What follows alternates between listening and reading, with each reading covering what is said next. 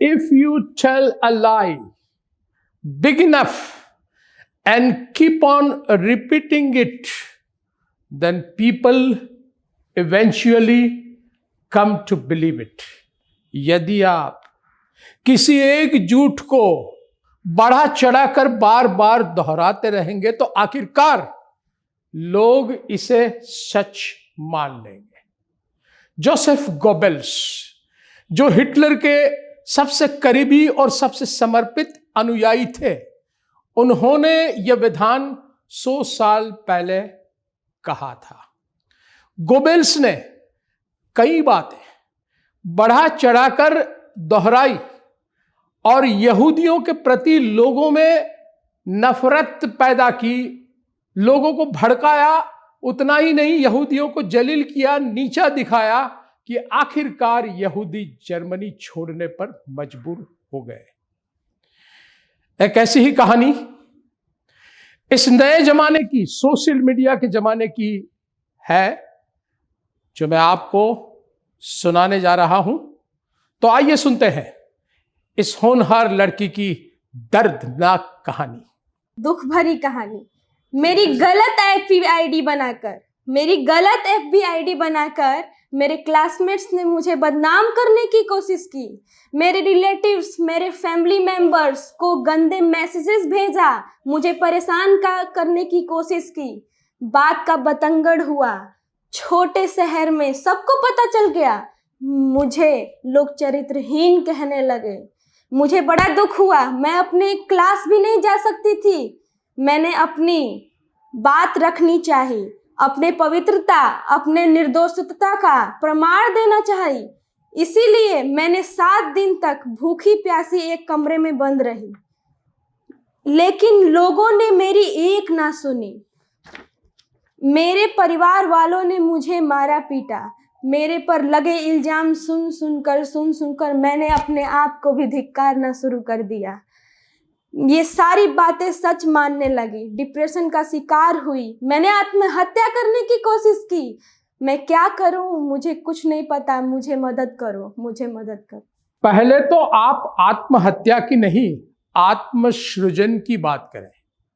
दूसरा, हम तो आपकी मदद करेंगे ही, लेकिन आपको भी अपने आप की मदद जरूर करनी पड़ेगी। और इसलिए आपको दूसरे आपके बारे में जो कह रहे हैं वो उनकी सोच, उनकी परवरिश, उनका व्यक्तित्व, उनकी प्रकृति और संस्कृति है, कोई पत्थर की लकीर नहीं है। यह सच्चाई समझनी पड़ेगी और इनकी बातों को आपके रास्ते की रुकावट बनने से रोकना होगा।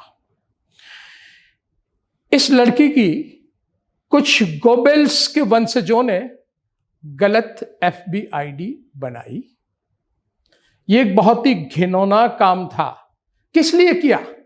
सिर्फ मजाक के लिए, आनंद लेने के लिए, प्लेजर प्रिंसिपल पे यह काम किया। ये यहां नहीं रुके। उन्होंने इसकी फेक आईडी बनाकर घटिया और बेहुदा पोस्ट और मैसेजेस इस छोटे शहर के लोगों को और इस लड़की के परिवार वालों को भेजे। ये बार बार ये मैसेजेस भेजते ही रहे। आखिरकार गांव वाले तो छोड़ो, घर वालों ने भी इस लड़की को चरित्रहीन मान लिया, उसको मारा पीटा। लड़की ने अपनी सच्चाई और अपनी पवित्रता साबित करने के लिए अपने ही घर में 1 हफ्ते तक भूखी प्यासी रहना पसंद किया, लेकिन लोगों ने उसकी एक नहीं सुनी।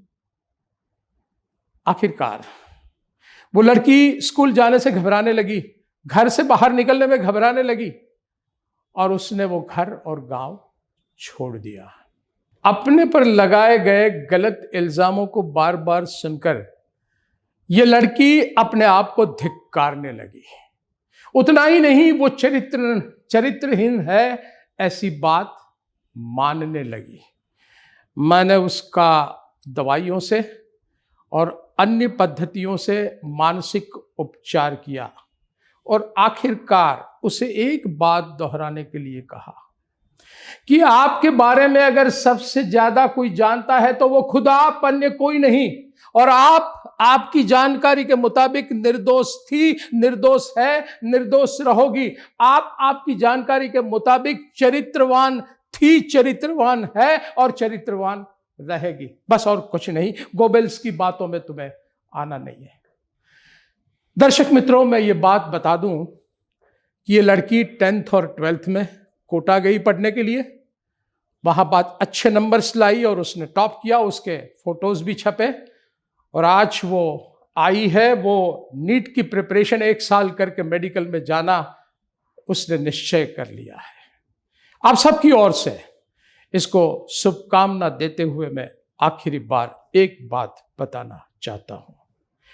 देखिए, इस दुनिया ने सीता माता को, यीशु ख्रिस्त को, महात्मा गांधी को, सबको छलील किया, उसके बारे में कई झूठ फैलाए, लेकिन आखिरकार जीत गोबेल्स की नहीं, सच्चाई की हुई। सत्यमेव जयते।